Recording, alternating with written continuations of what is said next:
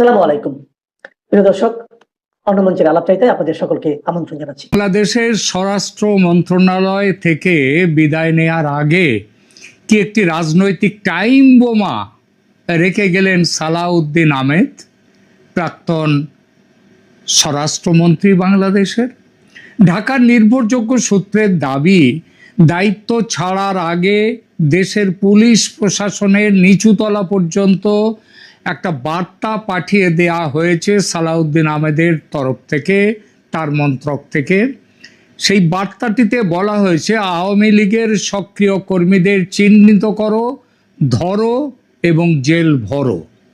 এটি যদি কেবল আইন ভঙ্গকারীদের বিরুদ্ধে ব্যবস্থা নেওয়ার নির্দেশ হতো তাহলে প্রশ্ন ওঠার বিশেষ কারণ ছিল না। কিন্তু অভিযোগ হচ্ছে অপরাধের নির্দিষ্ট প্রমাণ নয়, তার রাজনৈতিক পরিচয়ই অনেক ক্ষেত্রে গ্রেপ্তারের প্রধান মাপকাঠি হয়ে উঠতে পারে। আরও বিস্ফোরক খবর, এই নীতি নিয়েই প্রধানমন্ত্রী তারেক রহমানের সঙ্গে সালাউদ্দিন আহমেদের তীব্র মতবিরোধ হয়েছে। একদিকে সালাউদ্দিন আহমেদের অবস্থান, আওয়ামী লীগকে বাংলাদেশের রাজনীতিতে 1 ইঞ্চিও জমি ছেড়ে দেয়া যাবে না। অন্যদিকে তারেক রহমান বুঝতে শুরু করেছেন বাংলাদেশে আগামী 5 বছর স্থিতিশীলভাবে সরকার চালাতে হলে শুধু জামায়াত, এনসিপি কিংবা বিএনপির অভ্যন্তরীণ সমীকরণ সামলালেই হবে না, ভারত এবং আমেরিকার কৌশলগত উদ্বেগকেও গুরুত্ব দিতে হবে। যে উদ্বেগের কথা জানিয়ে গেছেন কয়েকদিন আগে ঢাকায় গিয়ে সার্জিও গোর, এবং তারপরে ভারত থেকে এসছেন সেখানকার রয়ের প্রধান পরাগ জৈন এবং তার সঙ্গে কিছু অফিসার, এবং শুধু তাই না, তারেক রহমানের সঙ্গে ভারতের রাষ্ট্রদূত দীনেশ ত্রিবেদীর আলোচনার মধ্য দিয়েও এই কথাই প্রমাণ হয়েছে। এবং পরে আবার সার্জিস গোর তিনি দিল্লিতে অজিত ডোভালের সাথে বৈঠক করেছেন, 2 দিন বৈঠক করেছেন পররাষ্ট্র দপ্তরের সাথে, ভারতের পররাষ্ট্র দপ্তর। আর এই সব সমীকরণের কেন্দ্রবিন্দুতে এখন একটি নাম, শেখ হাসিনা। তাহলে কি স্বরাষ্ট্র মন্ত্রণালয় থেকে সালাউদ্দিন আহমেদকে সরিয়ে দেয়া নিছক প্রশাসনিক রদবদল নয়? এর পেছনে কি লুকিয়ে রয়েছে বাংলাদেশের ভবিষ্যৎ রাজনৈতিক পথ নিয়ে তারেক ও সালাউদ্দিনের মধ্যে মৌলিক সংঘাত? চলুন বিষয়টি ধাপে ধাপে বোঝার চেষ্টা করি। প্রকাশ্যে যে দেখা যাচ্ছে যে বিষয়গুলি, অর্থাৎ যাচাইযোগ্য ঘটনাগুলি দেখে নেওয়া যাক। আগস্টের শুরুতেই সালাউদ্দিন আহমেদ জানিয়েছিলেন নিষিদ্ধ আওয়ামী লীগের সম্ভাব্য তৎপরতার কারণে সারা দেশের পুলিশকে সতর্ক রাখা হয়েছে। 2রা আগস্ট এইটা তিনি খবরটা পাঠান। অথচ তার পরের দিনে তিনি বলেন 5 আগস্টকে কেন্দ্র করে নাশকতা করার মতো সাংগঠনিক ক্ষমতা আওয়ামী লীগের আর নেই। অর্থাৎ একদিকে তিনি বললেন আওয়ামী লীগ রাজনৈতিকভাবে ধ্বংস হয়ে গেছে, তার জানাজা হয়ে গেছে। অন্যদিকে সেই ধ্বংস হয়ে যাওয়া দলকে আটকাতে গোটা পুলিশ প্রশাসনকে তিনি সতর্ক করে দিচ্ছেন। কি অদ্ভুত বৈপরীত্য!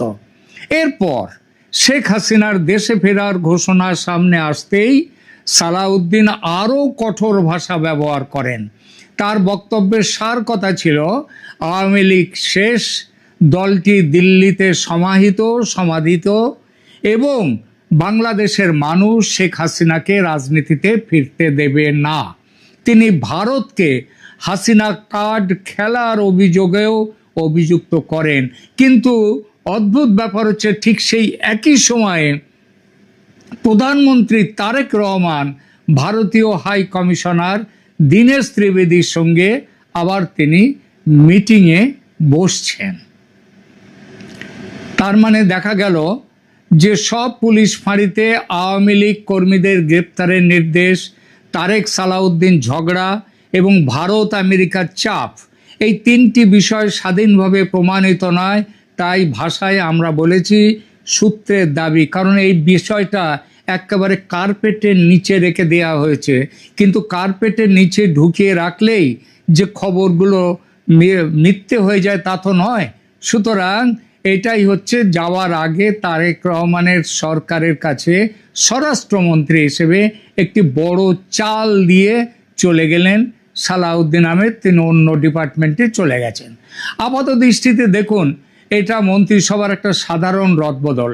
একজন মন্ত্রী এক দপ্তর থেকে অন্য দপ্তরে যাচ্ছেন, এর মধ্যে অস্বাভাবিক কিছুই নেই। কিন্তু বাংলাদেশের ক্ষমতার অলিন্দ থেকে যে খবর পাওয়া যাচ্ছে তা যদি সত্যি হয়, তাহলে ঘটনাটি নিছক প্রশাসনিক রদবদল নয়, এর পেছনে আছে শেখ হাসিনার সম্ভাব্য প্রত্যাবর্তন, আওয়ামী লীগের রাজনৈতিক ভবিষ্যৎ এবং প্রধানমন্ত্রী তারেক রহমানের ক্ষমতায় টিকে থাকার কৌশল নিয়ে এক গভীর সংঘাত বিএনপির দলের মধ্যেই। নির্ভরযোগ্য সূত্রের দাবি, স্বরাষ্ট্র মন্ত্রণালয় ছাড়ার আগে সালাউদ্দিন আহমেদ দেশের বিভিন্ন পুলিশ ইউনিট ও ফাঁড়িতে নির্দেশ দিয়ে গিয়েছেন, আওয়ামী লীগের সক্রিয় কর্মীদের খুঁজে বার করো, গ্রেপ্তার করো এবং জেল ভরো। আর এই নির্দেশ নিয়েই প্রধানমন্ত্রী তারেক রহমানের সঙ্গে তার রীতিমতো উত্তপ্ত বাক্য বিনিময় হয়েছে, যেটাকে সাধারণ ভাষায় বলা যায় ঝগড়া। যে সালাউদ্দিন আহমেদ নিজেকে ডেপুটি প্রাইম মিনিস্টার এবং প্রধানমন্ত্রীর পর সবথেকে গুরুত্বপূর্ণ মন্ত্রী মনে করতেন এবং সেটা তিনি বলতেনও, প্রচারও করতেন, সেই বিষয়টি একেবারে ঘেঁটে গেছে। আজকের আলোচনার সবচেয়ে গুরুত্বপূর্ণ প্রশ্ন তাই তিনটি। সালাউদ্দিন আহমেদ কি সত্যিই বিদায়ের আগে শেষ খেলাটি খেলে গেলেন? তারেক রহমান কেন আওয়ামী লীগকে পুরোপুরি ধ্বংস করার বদলে কিছুটা রাজনৈতিক জায়গা বা স্পেস দিতে চাইছেন? এবং শেখ হাসিনার দেশে ফেরার সম্ভাবনার সঙ্গে এই সংঘাতের সম্পর্ক ঠিক কোথায়? প্রথমে একটা সতর্কতা দিয়ে রাখি, পুলিশকে দেয়া কথিত গোপন নির্দেশের কপি আমি পাইনি, কিন্তু তারেক সালাউদ্দিনের ব্যক্তিগত ঝগড়ার কোনো সরকারি নথি সেটাও এখনো প্রকাশ্যে আসেনি। ফলে এগুলোকে প্রমাণিত সরকারি তথ্য যদি কেউ না বলতে চান, আমার তাতে আপত্তি নেই। আমরা কিন্তু তথ্যটি সূত্রের দাবি হিসেবে, নির্ভরযোগ্য সূত্রের দাবি হিসেবে গ্রহণ করে তার রাজনৈতিক তাৎপর্য বিশ্লেষণ করছি। তবে প্রকাশ্য ঘটনা প্রবাহের সঙ্গে এই সূত্রের বক্তব্যের বেশ কিছু অদ্ভুত মিল রয়েছে। দেখুন, আগেই বলেছি 2রা আগস্ট সালাউদ্দিন আহমেদ প্রকাশ্যে বলেছিলেন নিষিদ্ধ আওয়ামী লীগের সম্ভাব্য তৎপরতার খবর পেয়ে সারা দেশের পুলিশকে সতর্ক করা হয়েছে। কবে বলেছিলেন? 2রা আগস্ট। পরের দিন তিনি আবার বলেন আওয়ামী লীগের বড় ধরনের নাশকতা ঘটনার ক্ষমতা আর নেই। অর্থাৎ একদিকে তিনি দলটিকে রাজনৈতিকভাবে মৃত বলছেন, অন্যদিকে পুলিশকে সর্বোচ্চ সতর্কতায় রাখছেন। আর শেখ হাসিনা দিল্লি থেকে দেশে ফেরার ঘোষণা দেওয়ার পর সালাউদ্দিনের ভাষা আরও কঠোর হয়ে যায়। তিনি বলেন আওয়ামী লীগ রাজনৈতিকভাবে ধ্বংস হয়ে গেছে, দলটি দিল্লিতে সমাধিস্থ হয়েছে এবং বাংলাদেশের মানুষ তাকে আর রাজনীতিতে ফিরতে দেবে না। ভারতের বিরুদ্ধেও তিনি অভিযোগ করেন দিল্লি একদিকে বাংলাদেশের সঙ্গে বন্ধুত্বের কথা বলছে, অন্যদিকে হাসিনা কাঠ খেলছে। এই বক্তব্যগুলো কেবল একজন স্বরাষ্ট্রমন্ত্রীর প্রশাসনিক মন্তব্য ছিল না, এগুলো ছিল একটি স্পষ্ট রাজনৈতিক অবস্থান।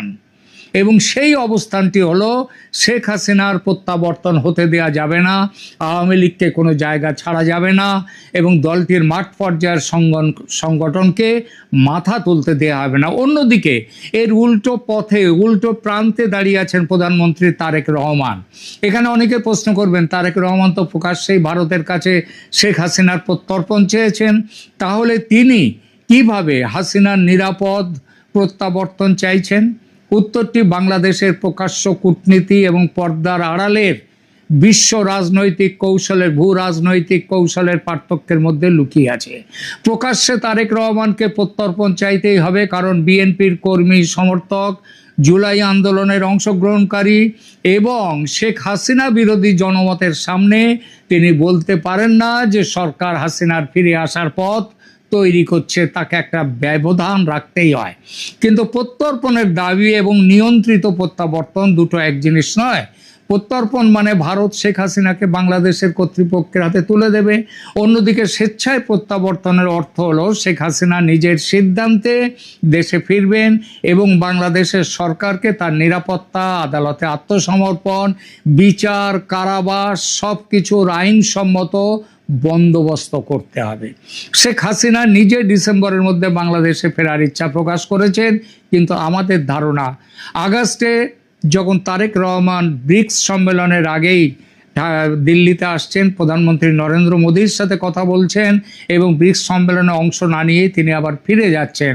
আর শেখ হাসিনা কিন্তু ডিসেম্বরের মধ্যে বলেছেন, কিন্তু তিনি সেপ্টেম্বরেই ফিরবেন, এমন খবরও অত্যন্ত ঘনিষ্ঠ এবং গোপন সূত্র থেকে আমাদের কাছে এসছে। একই সঙ্গে শেখ হাসিনা আওয়ামী লীগের উপর থেকে নিষেধাজ্ঞা প্রত্যাহার, রাজনৈতিক বন্দীদের মুক্তি এবং তার বিরুদ্ধে দায়ের করা মামলাগুলোর নিরপেক্ষ বিচার দাবি করেছেন। তার ঘোষণা আন্তর্জাতিক সংবাদ মাধ্যমেও এসেছে যথেষ্ট গুরুত্বের সঙ্গে।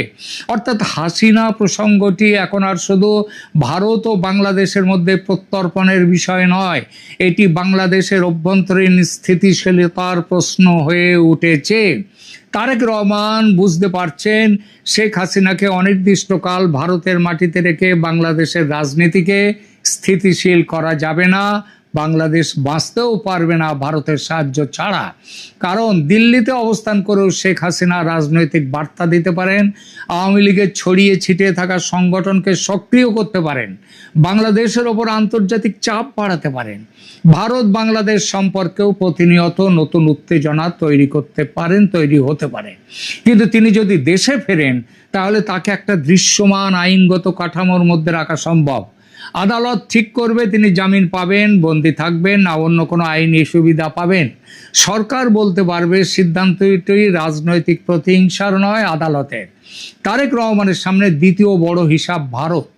বাংলাদেশের অর্থনীতি, সীমান্ত, বিদ্যুৎ, জ্বালানি, যোগাযোগ, আঞ্চলিক নিরাপত্তায় ভারতের ভূমিকা অস্বীকার করার কোনো সুযোগ নেই। ভারতের সঙ্গে স্থায়ী সংঘাত রেখে 5 বছর নির্বিঘ্নে সরকার চালানো অত্যন্ত কঠিন। 10 আগস্ট ভারতীয় হাই কমিশনার দীনেশ ত্রিবেদীর সঙ্গে বৈঠকে তারেক রহমান নিজেই দুই দেশের সম্পর্ক উন্নয়নের জন্য একটি অনুকূল পরিবেশ তৈরির প্রয়োজনীয়তার কথা বলেছেন, একথা ঘোষণা করেছেন দীনেশ ত্রিবেদী স্বয়ং। একই বৈঠকে বাংলাদেশ হাসিনার প্রত্যর্পণের দাবি তুলেছে। অর্থাৎ তারেক রহমান একই সঙ্গে চাপ এবং সম্পর্ক মেরামত দুই পথেই হাঁটছেন, আর এটাই হলো বাস্তব রাজনীতি। তারেক রহমান ভারতকে বলতে চাইছেন, আমরা আমাদের আইনি অবস্থান থেকে প্রত্যর্পণ চাইছি, কিন্তু ভারতের সঙ্গে সম্পর্ক ভাঙতে চাইছি না। আর ভারতের সম্ভাব্য উদ্বেগটিও পরিষ্কার, দিল্লি নিশ্চয়ই চাইবে না শেখ হাসিনা বাংলাদেশে ফিরে গণপিটুনি, রহস্যজনক হামলা অথবা বিচার বহির্ভূত হত্যার শিকার হন। কারণ তিনি দীর্ঘদিন ভারতের ঘনিষ্ঠ সহযোগী ছিলেন। তার নিরাপত্তার প্রশ্নে কোনো বড় বিপর্যয় ঘটলে তার রাজনৈতিক ও কূটনৈতিক দায় ভারতের ওপরে এসে পড়বে। আমেরিকার ক্ষেত্রেও মূল বিষয়টি সম্ভবত শেখ হাসিনার প্রতি ব্যক্তিগত ভালোবাসা নয়, তাদের চিন্তা বাংলাদেশের রাজনৈতিক স্থিতিশীলতা, মানবাধিকার, বিশ্বাসযোগ্য বিচার ব্যবস্থা এবং বাংলাদেশে চীনের প্রভাবকে সংকুচিত করা, চীনের প্রভাবকে বন্ধ রাখা। আওয়ামী লীগের লক্ষ লক্ষ সমর্থককে যদি অনির্দিষ্টকাল রাজনৈতিক প্রক্রিয়ার বাইরে রাখা হয়, নির্বিচারে গ্রেপ্তার করা হয় এবং বিরোধী মত প্রকাশের সমস্ত পথ বন্ধ করা হয়, তাহলে বাংলাদেশের গণতান্ত্রিক গ্রহণযোগ্যতা নিয়ে প্রশ্ন উঠবে সারা বিশ্বে। তবে ভারত ও আমেরিকা তারেক রহমানকে নির্দিষ্টভাবে কি নির্দেশ দিয়েছে তার কোনো প্রকাশ্য প্রমাণ এখনো নেই। এটি কূটনৈতিক সূত্র নির্ভর দাবি, কিন্তু ঢাকা, দিল্লি এবং ওয়াশিংটনের স্বার্থ বিচার করলে একটি অংশগ্রহণমূলক ও নিয়ন্ত্রিত রাজনৈতিক সমাধানের পক্ষে তাদের অবস্থান থাকা অস্বাভাবিক নয়। আর ঠিক এই জায়গাতেই সালাউদ্দিন আহমেদের সঙ্গে তারেক রহমানের মতবিরোধ তৈরি হয়েছে। সালাউদ্দিন আহমেদ শুধু বিএনপির একজন নেতা নন, শেখ হাসিনা সরকারের আমলে তিনি গুম হওয়ার অভিযোগ করেছিলেন। 2015 সালে ঢাকায় নিখোঁজ হওয়ার পর তাকে ভারতের শিলংয়ে খুঁজে পাওয়া যায়। দীর্ঘ সময় তাকে বাংলাদেশ থেকে দূরে থাকতে হয়েছিল। ফলে আওয়ামী লীগ সম্পর্কে তার অবস্থান শুধু রাজনৈতিক নয়, গভীরভাবে ব্যক্তিগতও হতে পারে। তার দৃষ্টিতে আওয়ামী লীগকে জায়গা দেয়া মানে হয়তো সেই শক্তিকেই পুনরুজ্জীবিত করা যাদের শাসন আমলে তিনি নিজে নির্যাতিত হয়েছেন বলে তিনি স্বয়ং অভিযোগ করেন। কিন্তু একজন স্বরাষ্ট্রমন্ত্রীর ব্যক্তিগত অভিজ্ঞতা এবং একজন প্রধানমন্ত্রীর রাষ্ট্র পরিচালনার হিসাব এক নয়, এক হতে পারে না। সালাউদ্দিন হয়তো অতীতের বিচার চান, আর তারেক রহমানকে ভাবতে হচ্ছে ভবিষ্যৎ নিয়ে, আগামী 5 বছর নিয়ে। সালাউদ্দিনের কাছে আওয়ামী লীগ একটি পরাজিত শত্রু, তারেকের কাছে আওয়ামী লীগ একই সঙ্গে শত্রু, একটি বড় সামাজিক বাস্তবতা এবং আন্তর্জাতিক দর কষাকষির বিষয়। এখন যদি সত্যিই স্বরাষ্ট্র মন্ত্রণালয় ছাড়ার মুহূর্তে সালাউদ্দিন ব্যাপক গ্রেপ্তারের নির্দেশ দিয়ে থাকেন আওয়ামী লীগ কর্মীদের, তাহলে তার সম্ভাব্য উদ্দেশ্য কি হতে পারে? প্রথমত, শেখ হাসিনার প্রত্যাবর্তনের আগে আওয়ামী লীগের মাঠ পর্যায়ের সংগঠনকে তিনি ভেঙে দিতে চাইছেন। এটা বিএনপির মধ্যেও তার একটা গোষ্ঠী আছে যারা এটা মনে করেন, যাতে শেখ হাসিনা দেশে ফিরলেও তাকে ঘিরে বড় রাজনৈতিক জমায়েত বা আন্দোলন তৈরি না হয়। দ্বিতীয়ত, পুলিশ ও প্রশাসনের মধ্যে সালাউদ্দিনের নিজস্ব নীতির ধারাবাহিকতা বজায় রাখা। মন্ত্রী বদলে গেলেও তার দেয়া নির্দেশ অন্তত কিছুদিন পর্যন্ত কার্যকর থাকে। তৃতীয়ত, তারেক রহমানের সামনে একটি সম্পন্ন বাস্তবতা বা ফেট অ্যাকমপ্লি তৈরি করা, অর্থাৎ এত মানুষকে গ্রেপ্তার করে দেয়া হবে যে পরে তাদের মুক্তি দিতে গেলে সরকারকে বিএনপির কট্টর অংশ এবং জুলাই আন্দোলনের সংগঠনগুলির বিরোধিতার মুখে পড়তে হবে। চতুর্থত, দলের ভেতরে নিজের রাজনৈতিক অবস্থান মজবুত করতে চাইছেন সালাউদ্দিন আহমেদ। তিনি বলতে পারবেন, আমি আওয়ামী লীগের বিরুদ্ধে আপোষ করিনি, তাই আমাকে সরিয়ে দেওয়ার পরে সরকারের নীতি নরম হয়েছে। কিন্তু নির্বিচারে গ্রেপ্তারের কৌশল তারেক রহমানের জন্য ভয়ঙ্কর বিপদও তৈরি করতে পারে। কোনো ব্যক্তির বিরুদ্ধে নির্দিষ্ট মামলা, সাক্ষ্য অথবা আইনগত অভিযোগ থাকলে তাকে গ্রেপ্তার করা স্বাভাবিক, কিন্তু শুধু একটি রাজনৈতিক দলের কর্মী হওয়ার অপরাধে কাউকে আটক করা হলে সেটি রাজনৈতিক প্রতিহিংসা হিসেবে দেখা হবে এবং সারা বিশ্বের কাছে প্রশ্নের মুখোমুখি হতে হবে তারেক রহমান সরকারকে। এতে শেখ হাসিনার প্রচারই শক্তিশালী হবে। তিনি বলতে পারবেন, সরকার আওয়ামী লীগকে রাজনৈতিকভাবে মোকাবিলা করতে পারছে না, তাই পুলিশ দিয়ে দলটিকে নিশ্চিহ্ন করতে চাইছে। ভারত ও পশ্চিমী দেশগুলোর কাছেও তারেক সরকারের ভাবমূর্তি ভয়ঙ্করভাবে ক্ষতিগ্রস্ত হবে। মানবাধিকার সংগঠনগুলি গণগ্রেপ্তার, গুম, হেফাজতে নির্যাতন অথবা বিরোধীদের বিরুদ্ধে সাজানো মামলার অভিযোগ তুলবেই। সবচেয়ে বড় কথা, প্রতিশোধের রাজনীতি নতুন প্রতিশোধের জন্ম দেয়। বিএনপি যে অভিযোগগুলো একসময় আওয়ামী লীগ সরকারের বিরুদ্ধে করত, পুলিশকে দলীয় বাহিনী হিসেবে ব্যবহার, বিরোধীদের নামে গণমামলা, রাতের অন্ধকারে গ্রেপ্তার, ক্ষমতায় এসে বিএনপি যদি সেই একই কাজই করে যেতে থাকে তাহলে সরকার বদলাবে কিন্তু বাংলাদেশের রাজনৈতিক সংস্কৃতি বদলাবে না। আর একটি গুরুত্বপূর্ণ প্রকাশ্য তথ্য মনে রাখতে হবে, দায়িত্বে থাকাকালীন সালাউদ্দিন নিজেই পুলিশকে কোনো রাজনৈতিক দলের লাঠিয়াল বাহিনী না হওয়ার কথা বলেছিলেন। আবার 5 আগস্টের পরে দায়ের হওয়া হয়রানিমূলক মামলা পর্যালোচনা করে নির্দোষ ব্যক্তিদের হয়রানি না করার নির্দেশও তিনি দিয়েছিলেন। সুতরাং তার কথিত শেষ নির্দেশের ব্যাখ্যায় তার নিজের মতের বিরুদ্ধে চলে যাচ্ছে। সুতরাং বাংলাদেশের ভবিষ্যৎ অনেকটাই নির্ভর করছে 3টি সিদ্ধান্তের ওপর। 1, শেখ হাসিনা দেশে ফিরবেন কবে? 2, ফিরলে তাকে একজন দণ্ডিত আসামি, একজন প্রাক্তন প্রধানমন্ত্রী, না একটি বৃহৎ রাজনৈতিক শক্তির নেত্রী? কোন পরিচয়ে রাষ্ট্র তাকে গ্রহণ করবে? 3 নম্বর, আওয়ামী লীগের সাধারণ কর্মী সমর্থকদের অপরাধী হিসেবে দেখা হবে, না বাংলাদেশের নাগরিক ও রাজনৈতিক অংশীদার হিসেবে তারা থাকবে? অপরাধের বিচার অবশ্যই হওয়া উচিত। জুলাইয়ের হত্যাকাণ্ড, গুম, দুর্নীতি কিংবা ক্ষমতার অপব্যবহারের নির্দিষ্ট অভিযোগ থাকলে বিচার এড়িয়ে যাওয়ার সুযোগ নেই, কিন্তু ব্যক্তির অপরাধের দায় গোটা রাজনৈতিক দলে লক্ষ লক্ষ সমর্থকের ওপর চাপিয়ে দিলে সেটা বিচার নয়, সেটা বিচারের অপভ্রংশ, বিচারের গর্ভস্রাব। তারেক রহমান সম্ভবত এই পার্থক্যটি বুঝেছেন। তিনি জানেন কেবল প্রতিপক্ষকে জেলে ভরে সরকার গঠন করা যায়, কিন্তু 5 বছর সেই সরকারকে স্থিতিশীলভাবে চালানো যায় না।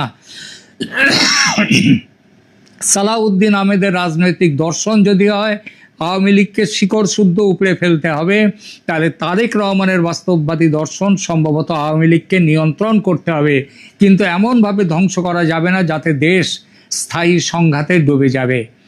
এই কারণেই স্বরাষ্ট্র মন্ত্রণালয়ের পরিবর্তন তারেক রহমান সালাউদ্দিনকে সরিয়ে দিয়েছেন। এটা নিছক প্রশাসনিক রদবদল নয়। সালাউদ্দিন তিনি সত্যি তার এই নির্দেশটা কতদূর গ্রাহ্য হবে আগামী কয়েকদিনে যদি আওয়ামী লীগ কর্মীদের গণগ্রেপ্তার বাড়ে তাহলে বুঝতে হবে বিদায়ী স্বরাষ্ট্রমন্ত্রীর কথিত নির্দেশ মাঠে কার্যকর হচ্ছে। আর যদি নতুন স্বরাষ্ট্রমন্ত্রী গ্রেপ্তারে লাগাম পরিয়ে দেন, পুরনো মামলা পর্যালোচনা করেন এবং নিরপরাধ কর্মীদের মুক্তির উদ্যোগ নেন, তাহলে পরিষ্কার হবে যে তারেক রহমান সত্যি একটি ভিন্ন রাজনৈতিক পথে হাঁটতে চাইছেন। বাংলাদেশে এই লড়াই এখন আর শুধু আওয়ামী লীগ বনাম বিএনপি নয়, এটা প্রতিশোধ বনাম বাস্তববাদ, অতীতের ক্ষোভ বনাম ভবিষ্যতের স্থিতিশীলতা এবং দলীয় আধিপত্য বনাম অন্তর্ভুক্তিমূলক রাজনীতির লড়াই। এখন এই পর্যন্ত আর উত্তর কি আছে এখানটায়? প্রিয় দর্শক, আপনারা আপনাদের কি মতামত এই বিষয়ে সেটা জানান এবং ভালো লাগলে লাইক দিন, শেয়ার করুন।